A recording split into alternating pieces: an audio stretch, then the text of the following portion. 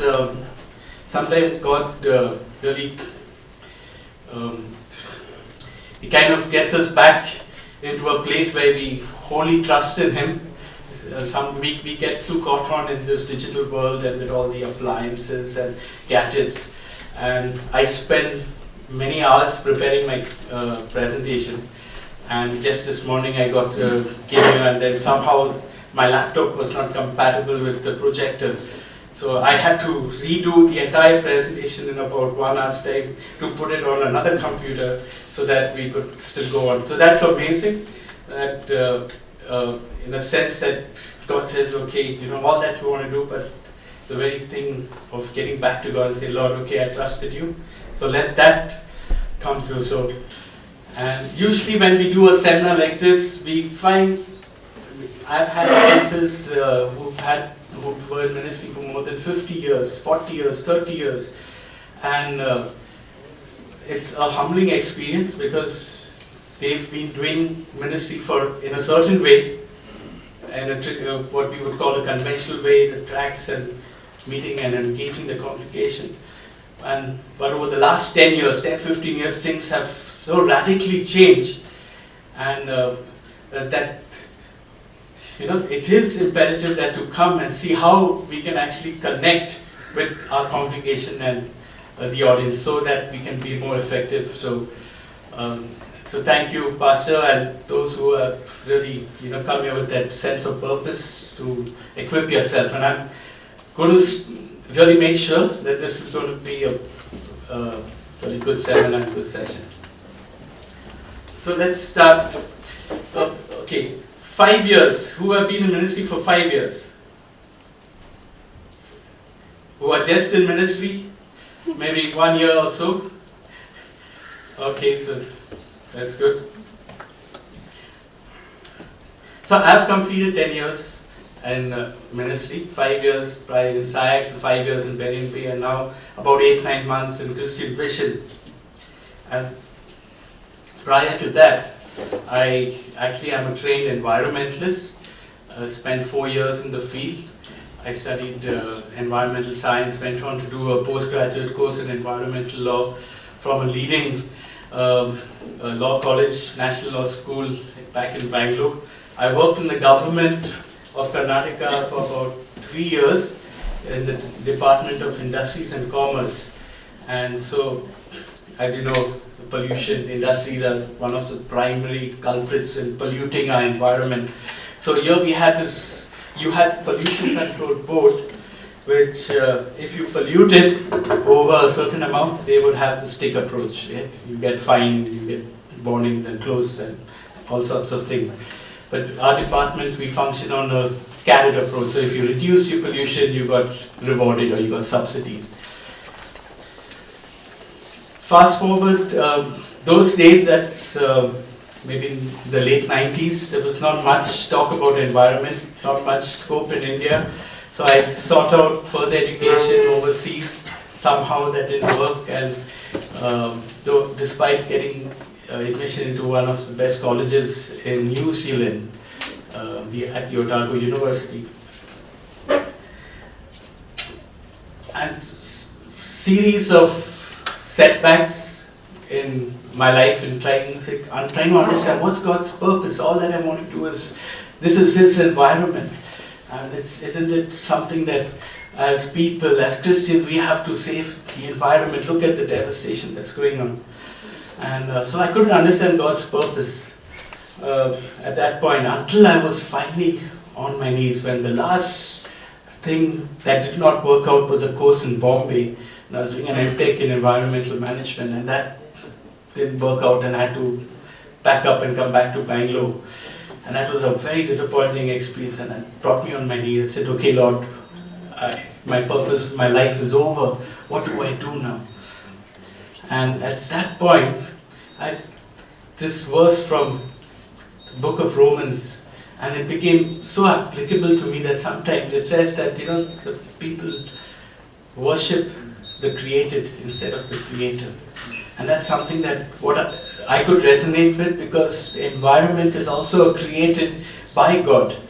And in my life, that became the the purpose of my life. Everything revolved around my role, my career, and what I did in environment. And now, education was not there, environment was not there. Did that mean that the purpose of my life was over? And those are some of the questions that I was really dealing and struggling with. And so I said, okay, God, that's the point. I need to come back to you, to the Creator. And that was a change in my life. From then on, I said, okay, I made myself available. I said, Lord, if it's environment, I'm willing to serve you. If it's, I've got skills I've had to actually understand, identify certain skills, and I said, okay, I could use that. And that's how I've been then with media, went on with SciAx, and now with Christian Vision. And God is faithful. When we come to Him, we know that He will not leave us in the condition that we came in, the broken and the devastated condition. He puts and pieces our life together. Amen, guys. You guys are ready for this? Yeah? Okay. So, it is, as part of my work with SciAx, I've traveled to the Northeast before, about exactly almost 5 years to the date. My role involved working with the alumni, so a lot of alumni here in Nagaland. And I traveled right across from Kohima to Dimapur, shuttled many times. We organized sessions with alumni and did many things of that. Usually at these sessions, I would travel with faculty, the doctor and all the heavy theologians, and I would take my session, but somehow only they got presented, And I was like, okay, when is my chance going to come, I'll have to do a PhD, and that's going to take I'm never going to get my chance. And today I was quite shocked that, coming here and you all really presented that. So it's an honor. It's not something that is just given out. I've grown to love the people of the Northeast. It's been just in my role at SciAx where I've been able to understand and from the cultural differences. Sometimes being in Manipur, I remember at the same time I felt so threatened.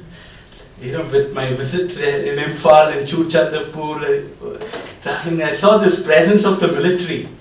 Everywhere you went, there were military, there were guns, and there was all these things. But for my friends in Manipur, that was something normal to them. That's how they've grown up in their life. But for me, I thought anytime, in fact, our vehicle was stopped a couple of times and we had to show some documents. So I thought, it's only when we come here and we get to, get a feel of Nagaland, and you are the windows of your culture. And so thank you for Brother Wabang inviting us, and so I'd like to take you to this. Put up the light here. Hello, ladies and gents. 2014 has been an action-packed year for CV India. Now, partnerships play an important role when it comes to touching the lives of thousands of Indians. CV has played a pivotal role in the global media campaign known as Spark the Change. Here's a quick clip. Bangalore's time has come. In the month of November 2014, our city will be under siege by the Holy Spirit.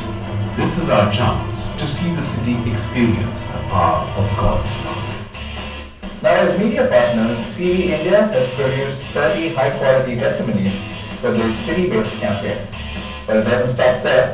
We're involved in other projects as well.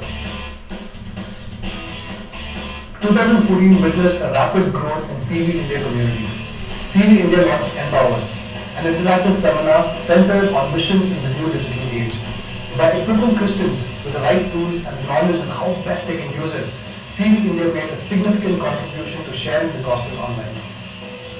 As co-sponsors of Kingdom Media Conference 2014, which was held in Mumbai, CV India also has the opportunity to present both SES and the Ministry of CV to fellow Christian media professionals.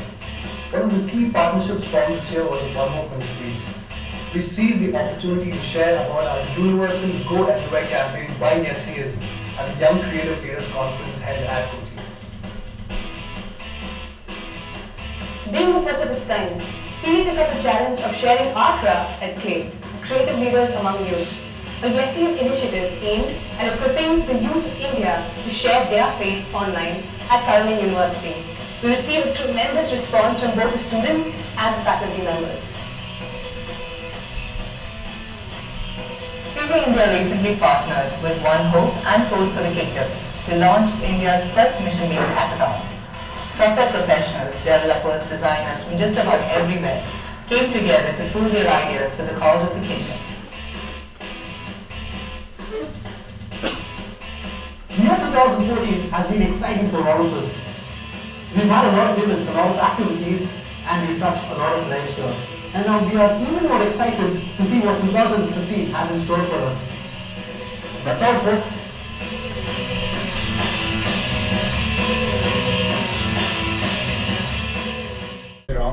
Then my face will become darker. But if I go to a darker place, then my face becomes brighter. So again, in the camera settings, there's an auto setting, there's manual setting. So if you use automatic settings, that means always it will try to automatically either open the iris, open the the lens. Something about camera movements then. Camera movement. Most of the time, it's not advisable to give movements to the camera if you are shooting a documentary, or if there are different types of audiences, depending on your audience, depending on the channel, depending on the program. If you watch BBC, CNN news channels, you'll find that most of the visuals are very still visuals. The video, there's no moving like this. The frame is not moving, it's not panning, it's not tilting. It's just like this. But they cut to another picture. They cut meaning change the picture. So, but if we are having, I'll just show you something about camera movement. Give me a pan from that side to me. So that is a pan. He's panning from his right side to his left. So he's panning from right to left. And similarly, he can pan from this side to that side, right? Panning. So give me okay, that's a panning. Give me a tilt from up to down. So this is known as tilting. Up to down, tilting. Now, okay. So that's simple. We are talking about when the camera is on the tripod, right?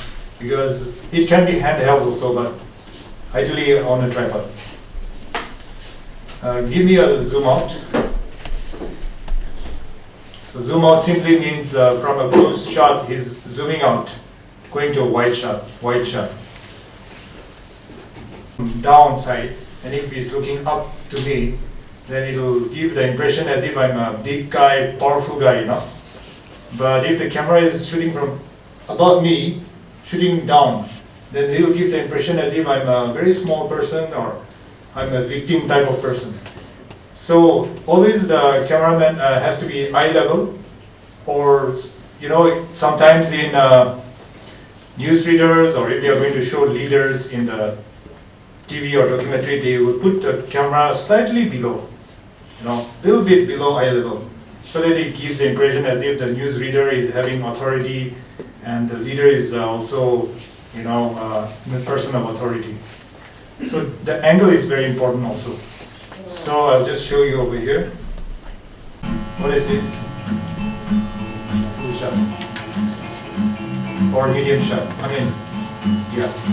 There are different terms there, but you can guess whether it is a medium shot or.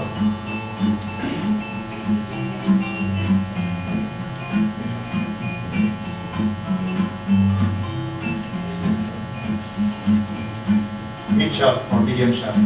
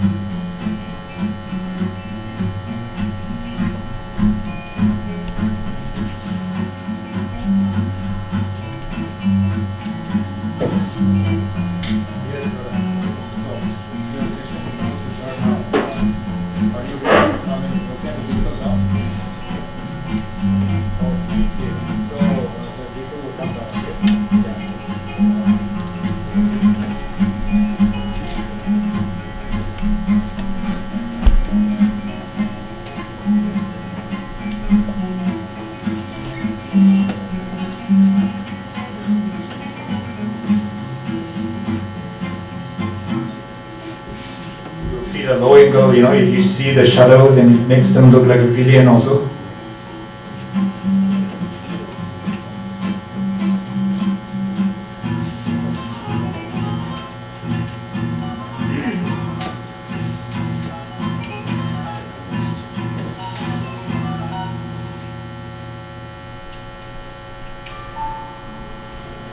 Angle looks uncertain, looks like she's going to face some problem. Panning.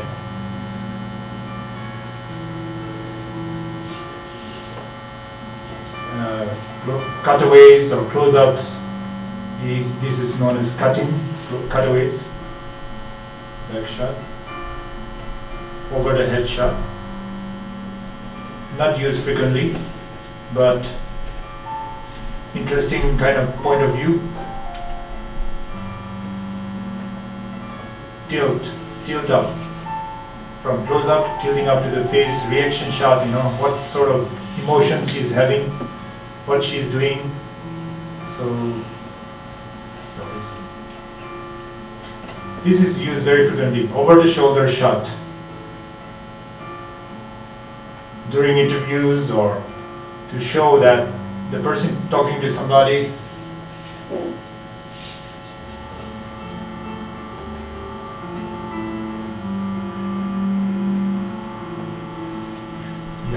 two shot. I forgot to mention, two people in the shot, two shot. Common sense. Single shot, two shot, three shot.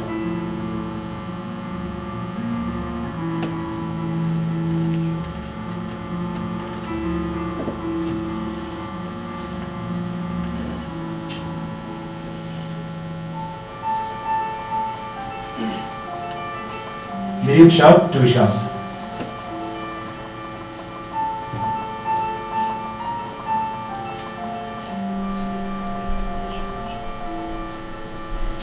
This is handheld, shaking a lot.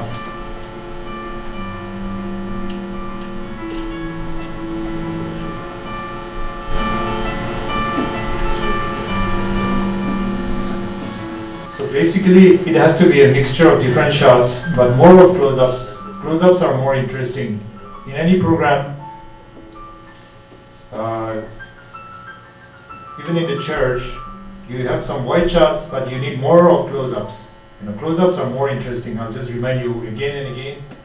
More close-ups, less wide shots. Rule of thumb is that maybe 10% of wide shots and 90 to 80% of close-ups and mid shots. TV is also known as a close-up medium. In movies, you have wide shots and panoramic views, sceneries, because the movie camera is such that resolution is so high, you can get very good panoramic views. But video camera or TV shows, if you watch any dramatic shows or any documentaries, you'll see that most of it is wide mid shot and close-ups. So these are more powerful. These portray emotion more, look better. So you need more of close-ups. Yeah, depends on the situation, but like I said, you need all different shots in a service or in any kind of shoot. You have wide shots 10% of the time, less wide shots, but you have to show wide shot to show where it is happening and what the background is about, or single camera or movie style shooting with only one camera. So the situation depends on how you should shoot also. If you are shooting an event or the speaker, the pastor who is speaking and has to be shot continuously, right? So that means you don't shoot the audience more of the time, you shoot the pastor most of the time, right? Because what your viewer will see will be the pastor speaking most of the time, but if it's only one camera, then you'll have to again slowly zoom out, and then get the audience again, and you can pan to the other part of the audience and pan like that slowly and then go back to the pastor if you have to record everything. But if you are having 2 or 3 cameras, then of course one camera will do the panning, one camera will always be with the pastor all the time, close up or mid shot, and then the other camera will be shooting the audience, the reaction shots or close ups or whatever. So Depends on the situation.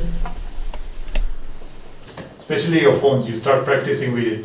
Or you make, using your own phones with 2 or 3 other people, your friends, you can start a small production, or you can experiment, you know. So I very much recommend that you start using your phones and start practicing also. So you'll get more better. And in fact, many YouTube videos, many people are now using mostly the cell phones to even to upload to the video. For church services, they're using good iPads, this sort of things happening. So yeah, practice makes you better. Okay, a few hands went up there. We are learning, and as I said, I also a very late entrant into social media and really convinced about the impact and the potential only maybe in the last 1 year or so. So let me get straight into some of the common characteristics that define social media, which are: one is connectivity and connectedness. We are living in a very connected world, and harnessing the power of technology, just not in our equipment which we have seen in the past, but this power of technology is able to connect with each other and also in a more real-time basis.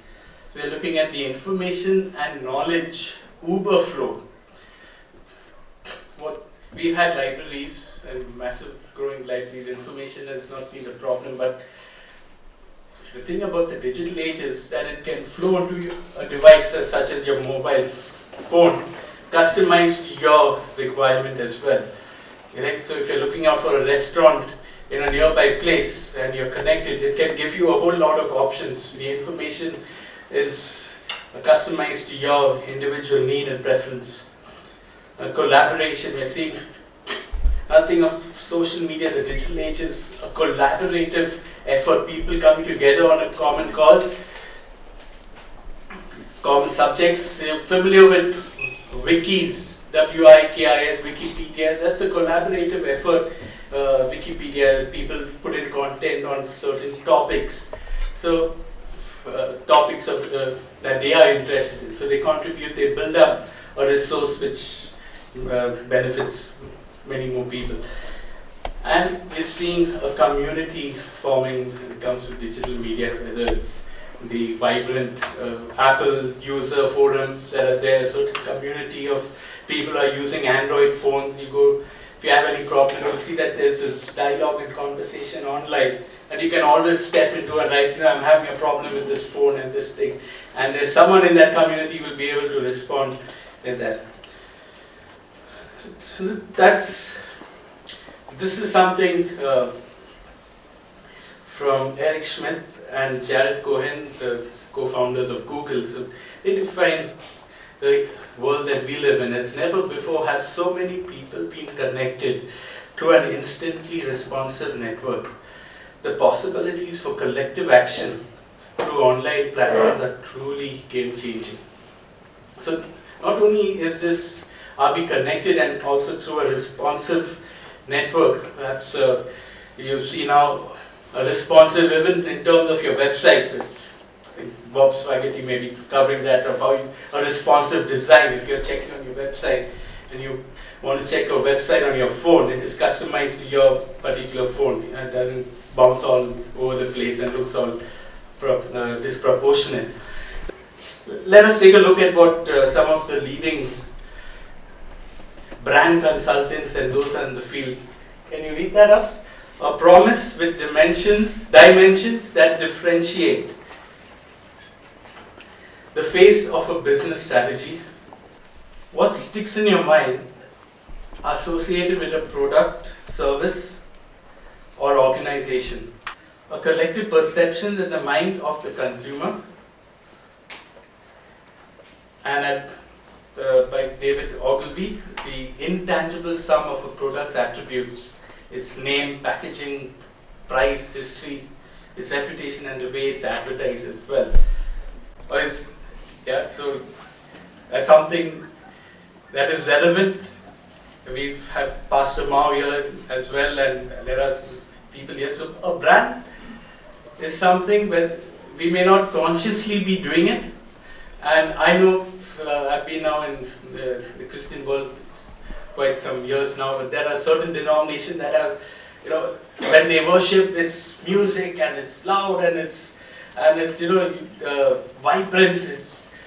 So, and wherever you go, whichever part, you'll see that particular denomination has a certain exuberance in their style of worship or in their way they communicate, and even the preacher is, from that particular mold. And so that's, in one sense, a certain brand that is.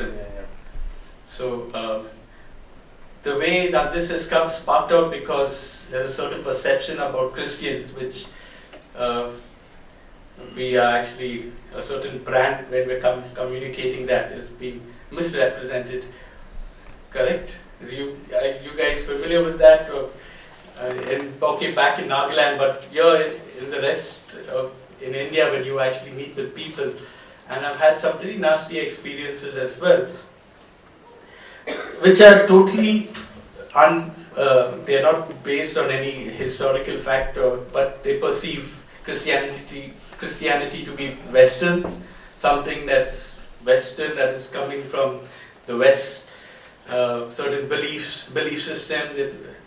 If you ask a normal Christian, and if you see some of the movies, when they want to, if you've seen some of the Hindi movies, they want to project something immoral, they'll, at maybe in a bar, or if there's a scene in a bar, they will always usually have a Christian girl with a Christian name. Her name will be Dolly, or will be some kind of a very Christian.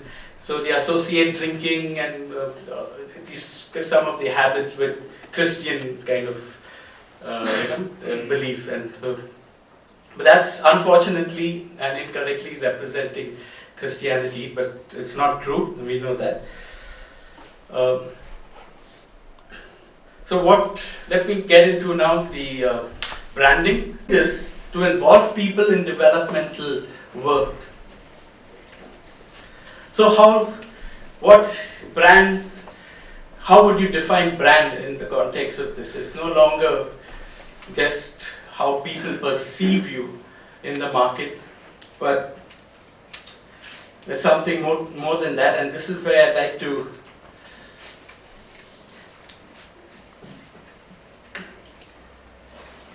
bring in a new definition of what branding is. And this is brought to us by a friend and one of the leading brand consultants in Asia. He's Thomas John, based in Bangalore, and in fact he's the guy who really created this concept of branding in the modern age. So he says a brand is a core idea co-owned by organizations and persons in a shared space that enables mutual transformation. This is how he represents the brand. So what are the elements of a brand? He said there's a core idea, shared space, persons. You see at one side you have the organization, and what's the thing, and mutual transformation. Okay, very quickly, what is, from a management point of view, what is wrong with this diagram? From a management, I mean, what is unusual? You have the core idea. What is the core idea? That's your vision, your mission, USP, your brand identity, brand equity, some of the distinctives. Yeah, that you're familiar with that. You have that in a shared space. That's a collaborative space that you bring in where people can work together. The co-creation. You saw that report from IBM. The best companies are those that co-create. So this is the space that is given for co-creation. You see your consumers, the person on one side, the constituencies you are working with, the organization, and the mutual transformation. But what is unusual about this diagram, this representation of branding? Usually the core idea is in this part, right? But now what has happened, this idea is now shifted into a common space. So no longer is an organization fully in control of that vision and that mission, but instead that has moved into the shared space where they've been able to bring in and identify people who have the similar vision and passion for what that idea is, what that product is, what that service is. And then what is the mutual transformation that we can achieve together? Right? It's not just about an organization doing that, but it's together with the constituencies that you are working with. Are you guys with me, or have I put you to sleep yet? But this is exciting stuff, because when you actually recognize this, that things have changed, they've shifted.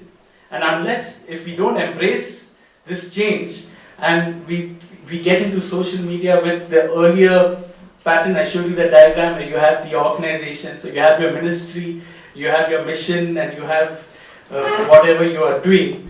But there's no connect with your audience. There's this barrier that separates them.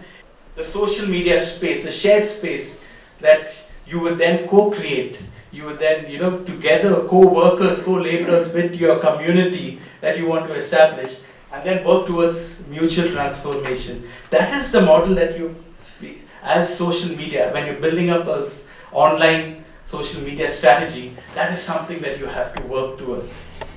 Very interesting example. So you remember that diagram, core idea, you had the organization, you had the mutual transformation, etc. This is... For over 20 years, Big Ice Cream Company has been making high-quality ice cream with a big factory in town. A few years back, the company did focus groups and found out that they could maximize profits by offering 3 flavors: chocolate, vanilla, and strawberry. The residents of the town were content. They never thought it could be different. Then something happened in Scoopville. A new invention came to town. Suddenly, everyone could make their own ice cream for only a few dollars. This changed everything. The Smiths decided to make pineapple ice cream. The Joneses made ice cream with pecans. Soon, every kind of ice cream imaginable was being made by Scoopville's residents at very little cost. Of course, some ice cream was more popular than others, and that was okay. Sylvia's pickle ice cream had a very small but loyal following. That was fine. She only needed enough income to buy ingredients for her next batch. Jarrett's red velvet ice cream became so famous, he created his own store. Over time, people started to think differently about ice cream. It didn't always come from a factory. It also came from friends and neighbors. It became something to share, something to bring people together, something to celebrate. Big Ice Cream Company still made the best vanilla around, and to their surprise, demand even grew. But it was the unique, original, and authentic flavors made by the residents that brought people to Scoopville. When they arrived, however, there seemed to be a problem. There were too many flavors. Visitors felt overwhelmed. They needed ways to find the new, the popular, the flavors that were interesting to them. Franklin had an idea for his ice cream. Outside his house, he erected a board and invited his customers to share their thoughts on his ice cream. They could use words to describe it, stars to rate it, and leave messages for others. People loved it. At a glance, visitors could tell what his ice cream was all about and learn from people like them. Over time, each resident had their own board. Sylvia's board showed that her pickle ice cream didn't please everyone, but was very unique and interesting. Jarrett's board overflowed with positive reviews and ratings. Soon, a few things became clear. First, their ice cream got better because they could learn directly from customers. Second, free customer reviews were more valuable than costly advertising. And third, the boards created a way for customers to find exactly what they wanted. The combination of new technology and new ways to work with customers helped the residents feel like a unique community. So, this is social ice cream, by the people, for the people. It turns out that ice cream and social media have a lot in common. Today, everyone has a chance to make their own flavors, thanks to free tools like blogs, podcasts, and video sharing. Plus, we now have new ways for real people to play a role in providing feedback, organization, and promotion. Whether you're a big, established company, an individual with loyal fans, or simply someone with ideas and opinions, social media means new opportunities to create and communicate with people that care. New tools are arriving in cities and towns around the world. When this change comes to your neighborhood, the choice is yours. What flavors will you make? I'm Lee Lefevre, and this has been Social Media in Plain English on the Common Craft Show. One more thing. The Common Craft store now offers downloadable versions of our videos for use in the workplace. Find them at commoncraft.com/store.